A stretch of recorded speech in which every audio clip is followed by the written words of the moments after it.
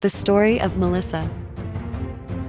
Melissa is a girl with a cursed needle who runs a tailor shop and solves problems for clients in her unique way. As an illegitimate child of a noble, Melissa grew up in the Lumina City, capital of the Manayan Empire, where she runs a small tailor shop and down with black magic. She uses cursed needles to fight solving problems for her clients in unique ways. The needle, broken doll.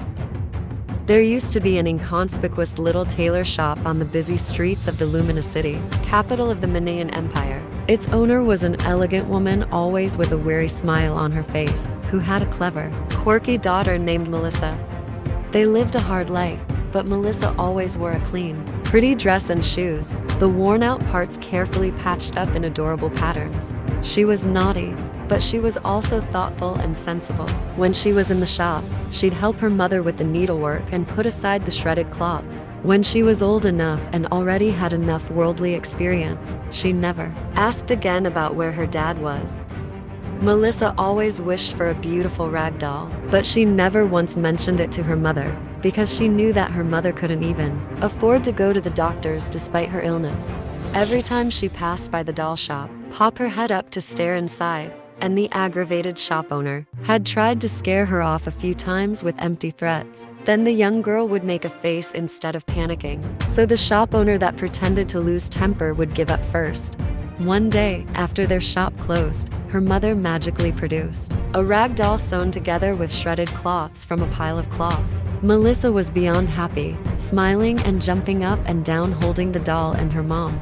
Her happy childhood fleeted away, and the little Melissa, who used to run around the streets, became a pretty young woman and was able to assist her mother. Watching the girl growing up, her mother always expected to see Melissa getting married in a gorgeous wedding dress she made for her, but unfortunately, she left Melissa forever before she could fulfill her wish. The little tailor shop was closed down, and the father Melissa had never met before suddenly showed up and took her away with him. They went back to her father's house, and it was then she found out that her mother was a Paxley. Giving up the connection to the noble family, she eloped with her father for love, which abandoned her and left her an illegitimate daughter. Later on, even though her father tried to make up for abandoning Melissa, he couldn't give her all the rights entitled to a legitimate child. When Melissa was introduced to her half-sister, a cultured and graceful young lady, she became filled with hatred toward Melissa. She thought Melissa had barged into her family, so she always bullied Melissa when their father wasn't home, and Melissa pretended not to care but remembered it all. Every night, only the rug doll would accompany Melissa in her sleep, which gave her a feeling that her mother was still there with her inside the doll. So when she felt the urge to cry, she would hold the tears and hug the doll. But her sister was also hostile toward the rug doll. One time, she deliberately tore it apart and falsely suggested Melissa throw away the broken doll that didn't please her eyes and accept one of her old dolls.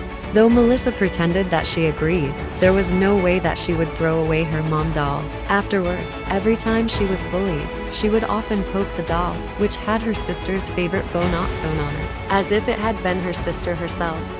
One time, when she was taking her anger out on the doll, she accidentally found out that her actions seemed to have actually affected her sister. Her suspicion was confirmed after a few attempts, and an idea started to form in this little girl's mind.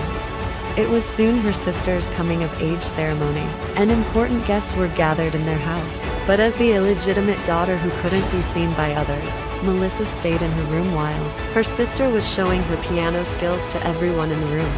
When her sister gracefully sat down on the stool as people clapped, Melissa was also prepared with a full grin on her face. She followed the rhythm of the piano song with one hand, and the other hand was ready to poke the sister doll.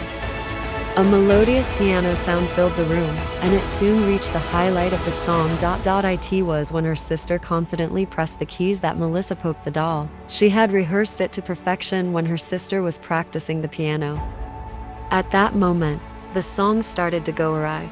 Her sister kept hitting the wrong notes, once, twice, and the guests began to whisper to each other as they listened to the off-key melody. Her sister's pale face gradually turned crimson, until she finally broke and smashed the piano while cussing at it, and the entire audience was dead silent when her sister and the maid who snitched rushed into Melissa's room. She had already changed into her old attire and sneaked out of the house. With her little baggage and dolls, Melissa escaped from her father's house and returned to wander on the familiar streets. One night, she dreamt of Cuddles speaking to her in her mom's voice, telling her not to be afraid because she would always protect her. Overwhelmed and ecstatic, Melissa threw herself at her mom, only to wake up alone on a rainy night the moment she raised her hands. Suddenly, inexplicit magic energy burst out from her heart. Her dark magic ability inherited from her mother had awakened, and a girl endowed with curse magic from nature was thus born. After that night, Melissa decided to settle down and started a small tailor shop in the Lumina City, inside of which she recreated the layout of her mother's old shop, with various dolls hanging here and there. Sitting behind the counter, Melissa would always have her feet on the table and coldly stare at the bustling world outside with a sneer.